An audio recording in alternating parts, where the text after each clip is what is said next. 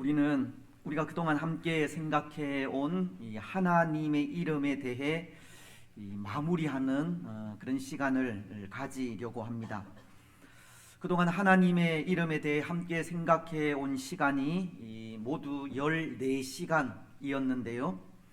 14시간이라면 하나님의 이름에 대해 몇 가지를 생각했다는 것입니까? 14가지. 여기에 오늘 우리가 생각할 또 하나의 이름을 합치면 총 15가지가 되는 것인데요. 물론 하나님의 이름은 15가지 이외에 더 많이 있습니다.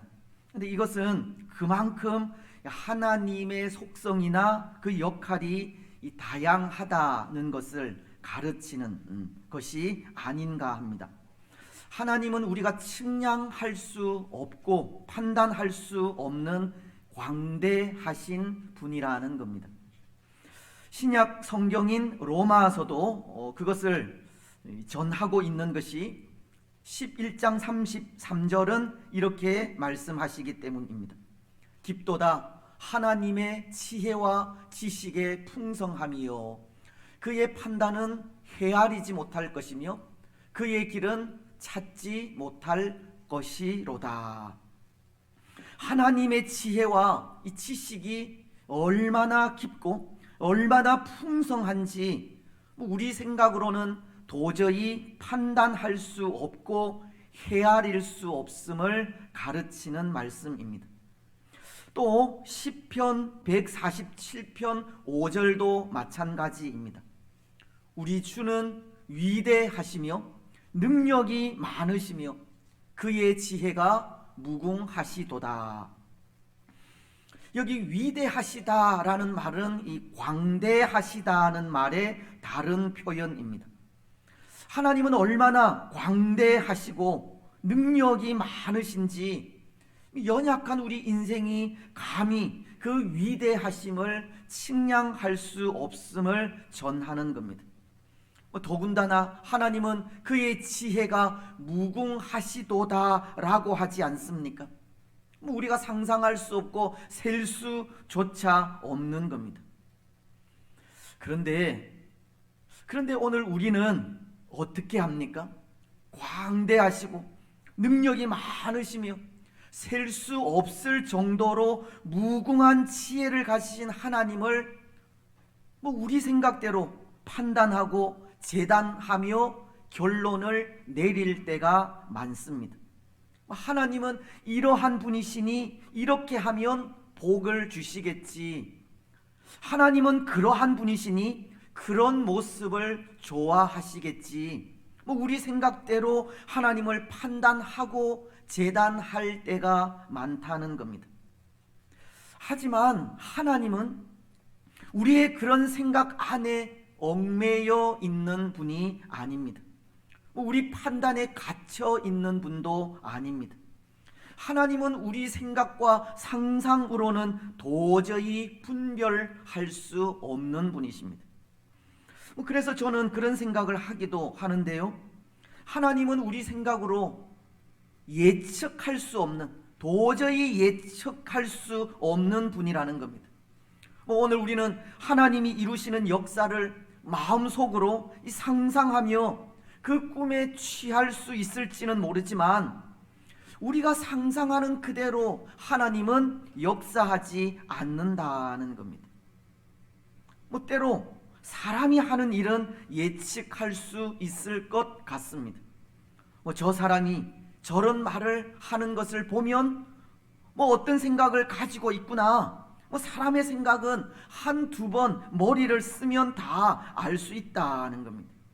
하지만 하나님의 생각은 아무리 머리를 써봐도 또 상상을 해도 알 수가 없는 겁니다. 그래서 이사야서 55장 8절로 9절은 이런 말씀을 하십니다. 이는 내 생각이 너희의 생각과 다르며 내 길은 너희의 길과 다름이니라. 여호와의 말씀이니라. 이는 하늘이 땅보다 높음같이 내 길은 너희의 길보다 높으며 내 생각은 너희의 생각보다 높음이니라. 하나님은 우리 생각과 이 상상으로는 이 분간할 수 없는 광대하신 분임을 가르치는 겁니다. 여러분, 오늘도 우리는 그렇게 광대하시고 지혜로우신 하나님에 대해 생각을 하게 될 텐데요, 오늘 우리가 생각할 하나님은 이 엘로힘이라는 이름을 가지신 하나님에 대해서입니다. 엘로힘, 많이 들어보신 이름이지 않습니까? 우리가 지난 주일을 생각한 이 여호와라는 이름과 함께 성경에서 가장 많이 접하고 대하게 되는 이름이 여기 이 엘로힘이라는 이름입니다. 근데 성경에 기록된 엘로힘이라고 하는 이름은 거의 이 하나님이라고 하는 명칭으로 번역이 됩니다. 또한 하나님으로 번역된 이름은 이 전능하신 하나님으로 이해를 하시면 될 것 같습니다. 왜냐하면 먼저 여기 엘이라고 하는 단어가 하나님을 지칭하는 단어이기 때문이고, 또 이 엘이라고 하는 단어는 울이라는 단어에서 유래한 말로 전능하다, 권세가 있다는 의미로 이 성부 하나님의 능력을 표현할 때 사용하는 이름이기 때문입니다. 그래서 천지 창조의 기사가 담긴 이 창세기 1장을 보면 거기에 사용된 하나님의 이름이 바로 여기 이 엘로힘이라는 이름입니다. 우리가 읽은 창세기 1장 1절은 태초에 하나님이 천지를 창조하시니라. 천지를 창조하신 분이 엘로힘, 하나님이심을 전하고 있는 건데요, 이 말씀을 히브리어로 하면 이렇습니다. 베레시트 바라 엘로힘 엣 핫 샤마임 웨엣 하아레치. 천지 창조는 전능하신 하나님 엘로힘에 의해 이루어진 일이라는 것을 가르치는 겁니다. 특히 여기 이 엘로힘에서 그 어미로 사용된 이 힘이라는 단어는 세계 혹은 그 이상을 나타내는 이 복수 형태로 사용된 말로, 이것은 천지를 지으신 하나님이 분명 한 분이심에도 이 복수 형태로 표기를 한 것으로 고대 근동 지방의 한 이 표현법입니다. 하나님의 권위, 하나님의 능력을 나타내기 위해서입니다. 다시 말씀을 드리면 이 천지를 지으신 성부 하나님의 힘과 이 전능하심을 나타내기 위해 단수가 아닌 힘이라고 하는 이 복수 형태로 사용을 하게 되었다는 겁니다.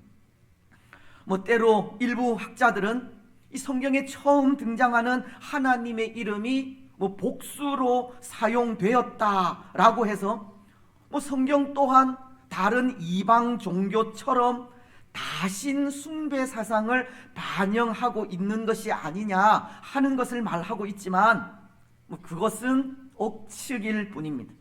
하나님은 오직 한 분이신 하나님이십니다. 신명기서 6장 4절이 그것을 말씀하고 있지 않습니까? 우리 하나님 여호와는 오직 유일한 여호와이시니, 하나님은 한 분이신 하나님이십니다. 하지만 그렇게 복수 형태로 사용된 것이 그 권세와 능력과 힘을 나타내기 위해서라는 것입니다. 그리고 또 하나, 성경에는 그런 명칭이 없지만 하나님의 이름이 복수로 사용된 것은 성부 하나님, 성자 예수님, 보혜사 성령님, 이 삼위일체이신 하나님이 천지를 창조하셨다는 의미도 있습니다. 오늘 본문인 창세기 1장 2절과 3절은 이렇게 말씀하시지 않습니까? 땅이 혼돈하고 공허하며 흑암이 깊음 위에 있고 하나님의 영은 수면 위에 운행하시니라. 하나님이 이르시되 빛이 있으라 하시니 빛이 있었고. 이 말씀을 보면 하나님의 영이 수면 위에 운행하시니라 라고 하면서 하나님의 영이라는 성령 하나님의 모습을 기록하고 있고, 또 하나님이 이르시되 빛이 있으라 하시매라고, 빛이 있으라고 명령하신 하나님은 이 성부 하나님이심을 말씀하고 있는 겁니다. 또한 신약 성경인 골로새서를 보면 1장 16절은 이렇게 말씀하십니다. 만물이 그에게서 창조되되 하늘과 땅에서 보이는 것들과 보이지 않는 것들과 혹은 왕권들이나 주권들이나 통치자들이나 권세들이나 만물이 다 그로 말미암고 그를 위하여 창조되었고. 이것은 다르게 번역하면 이렇습니다. 하나님이 말씀하시고 성령이 운행하시며 하늘과 땅에 있는 모든 것이 하나님의 아들 예수 그리스도 안에서 창조되었다. 성부와 성자와 성령 삼위 하나님이 각각 천지를 창조한 그 창조 사역의 일익을 담당하였음을 가르쳐 주고 있는 것입니다. 물론 이것은 우리 사람의 창조에 있어서도 마찬가지입니다. 사람 역시 삼위일체이신 하나님에 의해 창조가 되었습니다. 창세기 1장 26절은 이렇게 말씀하기 때문입니다. 하나님이 이르시되 우리의 형상을 따라 우리의 모양대로 우리가 사람을 만들고 그들로 바다의 물고기와 하늘의 새와 가축과 온 땅과 땅에 기는 모든 것을 다스리게 하자 하시고.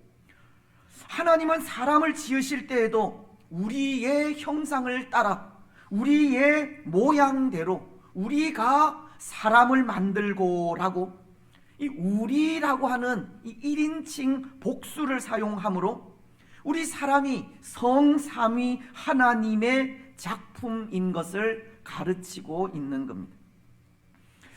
그렇습니다. 오늘 우리 인생은 삼위일체이신 하나님께 지음을 받았습니다. 우리를 창조하신 분은 전능하신 하나님이십니다.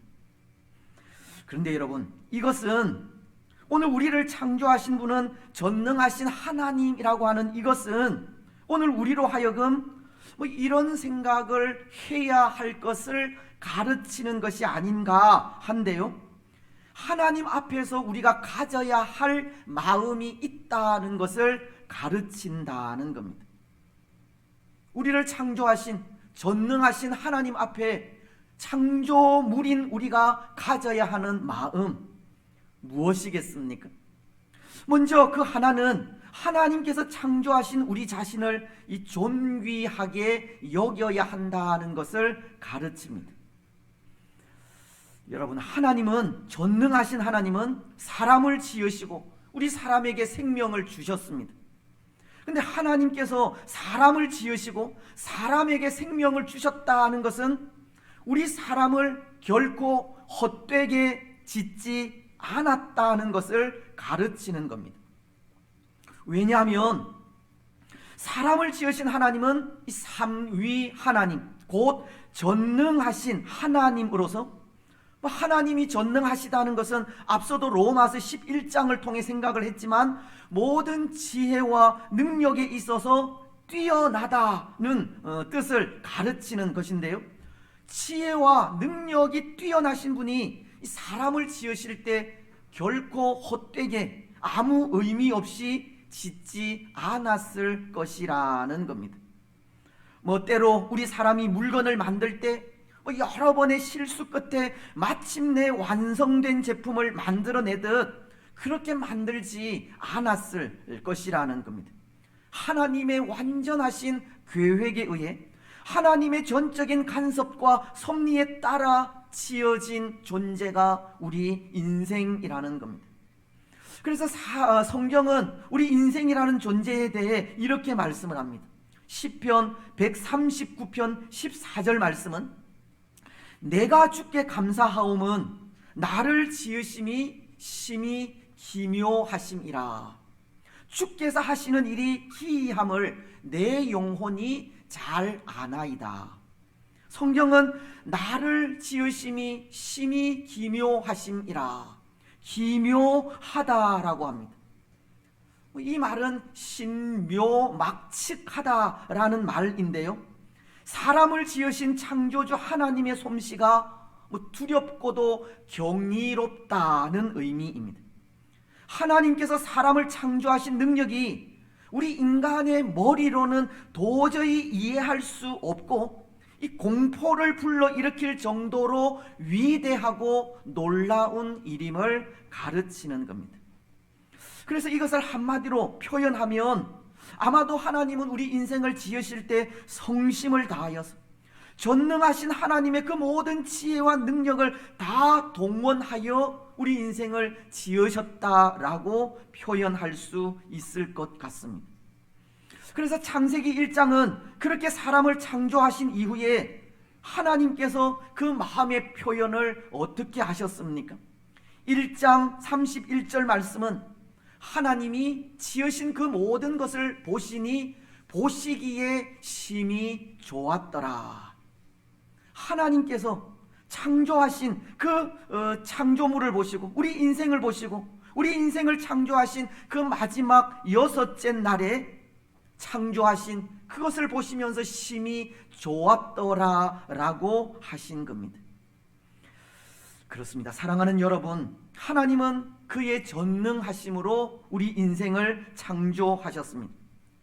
사람을 창조하실 때 정말 아무렇지도 않게 만드신 것이 아닙니다. 하나님의 모든 지혜와 그의 모든 능력을 다 동원하셔서 실로 신묘막측하게 지으신 겁니다. 가장 존귀한 존재로 지으셨다는 겁니다. 여러분, 오늘 우리 인생은 그런 존재입니다. 하나님에 의해 세상에서 가장 존귀하게 지어진 존재입니다. 이것은 다시 말씀을 드리면 하나님께서 우리를 이 존귀하게 지으신 대로 우리는 우리 자신을 존귀하게 여기는 삶을 살아야 한다는 것을 가르치는 겁니다. 하나님께서 우리 인생을 헛되게 창조하지 않으셨듯이 인생이라고 하는 이 존재를 가볍게 여기지 말아야 한다는 겁니다. 하지만 때로 의문이 드는 것이 없지 않아 있기는 합니다. 그렇게 존귀하게 지으신 사람이 지진이나 전쟁, 기근을 통해서 참 비참하게 목숨을 잃는 경우입니다. 이번에도 튀르키예에서 발생한 그 지진을 통해서 얼마나 많은 사람들이 그 존귀한 목숨을 잃어버리게 되었습니까? 물론 그것이 우리 인생이 범죄한 이후 이 범죄한 세상 속에서 살아가면서 어쩔 수 없이 당하는 일이라 인정은 하지만 때로 이런 일들이 이해할 수 없는 일들로 다가오는 것도 어쩔 수가 없습니다. 하지만 분명한 것은 세상은 범죄한 세상이어서 언제 어떤 일이 어떻게 일어날지 알 수 없지만 하나님께서 존귀하게 지으신 우리 인생에 대한 자존감을 가지고 살아야 한다는 겁니다. 시편은 16편 3절을 통해 이렇게 말씀하십니다. 땅에 있는 성도들은 존귀한 자들이니 나의 모든 즐거움이 그들에게 있도다. 오늘 하나님은 성도된 우리를 향하여 존귀한 자들이라고 하시면서 나의 모든 즐거움이 성도된 우리에게 있다고 하십니다. 때로 이 세상엔 우리가 이해하지 못할 일들이 일어나고 있지만 성도인 우리는 여전히 하나님 앞에 존귀한 존재라는 겁니다. 여러분, 하나님은 우리를 존귀하게 여기십니다. 하나님은 하나님의 즐거움이 성도인 우리에게 있다고 하십니다.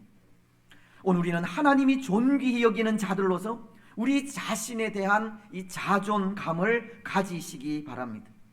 헛된 삶을 살아가지 마시고 분명한 목적에 따라 살아가십시오. 그래서 그 삶을 통해 우리를 창조하신 전능하신 하나님께 더욱 즐거움이 되시기 바랍니다. 이제 또 하나, 우리를 창조하신 분이 전능하신 하나님이심을 생각하면서 우리가 가져야 하는 마음은 우리를 창조하신 하나님의 뜻대로 살아가기를 고백하며 나아가야 한다는 겁니다. 우리는 우리를 창조하신 전능하신 하나님의 뜻대로 살아가야 합니다. 그렇지 않겠습니까?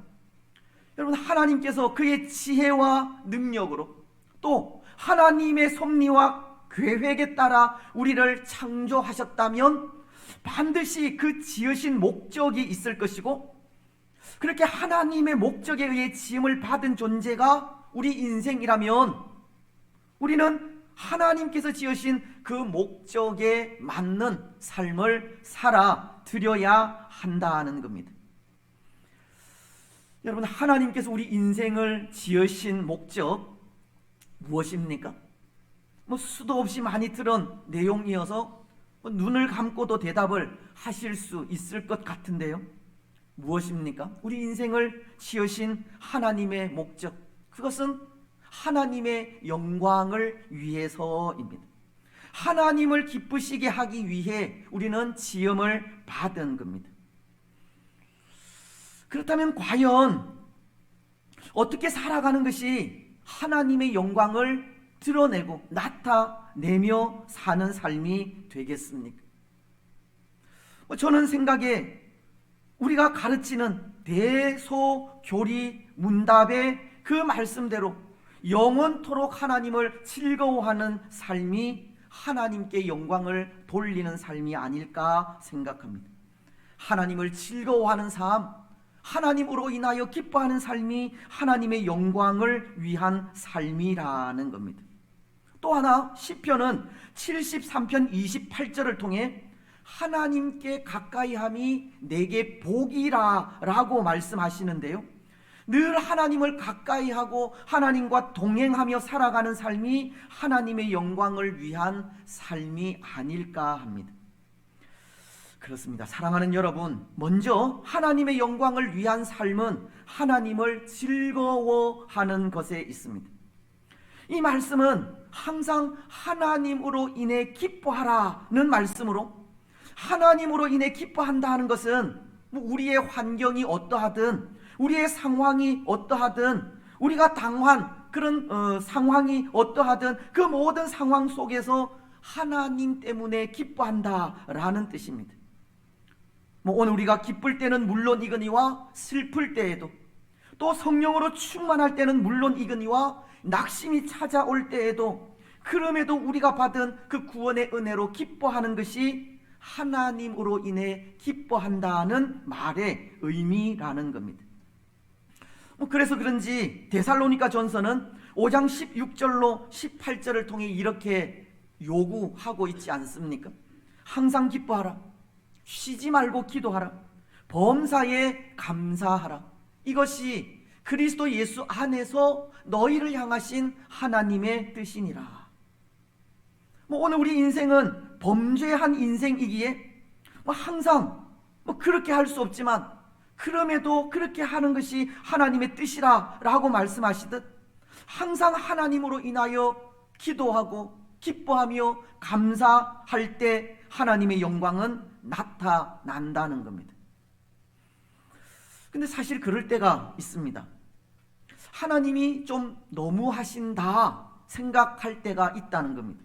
무슨 말이냐면, 사실 오늘 우리 인생은 이 삶을 살아가는 자체가 고난이지 않습니까?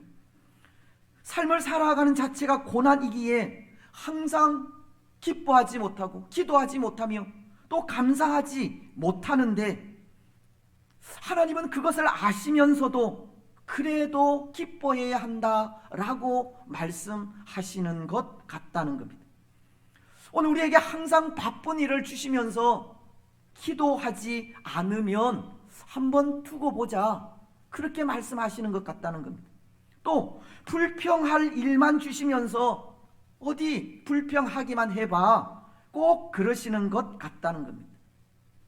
항상 기뻐할 수 없고 쉬지 않고 기도할 수 없으며 범사에 감사할 수 없는 우리의 형편을 아시면서도 어쩌면 놀리는 것처럼 그럼에도 항상 기뻐하라고, 그럼에도 쉬지 말고 기도하라고, 그럼에도 범사에 감사하라고 그것을 요구하고 있는 것 같다는 겁니다. 하지만 여러분, 그럼에도 그렇게 하는 것이 그리스도 예수 안에서 우리를 향하신 하나님의 뜻입니다. 그리고 우리를 향하신 하나님의 그 뜻에 순종하여 준행할 때 그것이 우리에게 유익이 되고 하나님께 영광이 된다는 겁니다. 정말 그렇지 않습니까? 우리에게 슬퍼할 일이 있을 때 슬퍼하고, 짜증 나는 일이 있을 때 짜증 내고, 불평할 일이 있을 때 불평해 보십시오. 그게 우리에게 무슨 유익이 되겠습니까? 우리 자신에게 유익이 되지 않을 뿐만 아니라 그것은 하나님께도 영광이 되지 않는 겁니다. 하나님을 영원토록 기뻐한다는 것도 마찬가지입니다. 우리에게 주어진 상황은, 그리고 환경은 그럴 수 없지만 우리 자신에게 유익이 되고 하나님의 영광이 드러나는 것은 그런 상황 속에서도 그럼에도 하나님을 기뻐하고 하나님만을 즐거워하는 바로 거기에 있다는 겁니다. 모든 상황 속에서 애써 하나님을 기뻐하고 즐거워하는 거기에 하나님의 영광은 나타난다는 겁니다.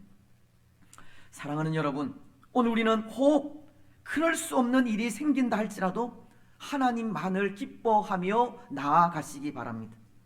하나님으로 인해 항상 즐거워하는 우리들이 되시기 바랍니다.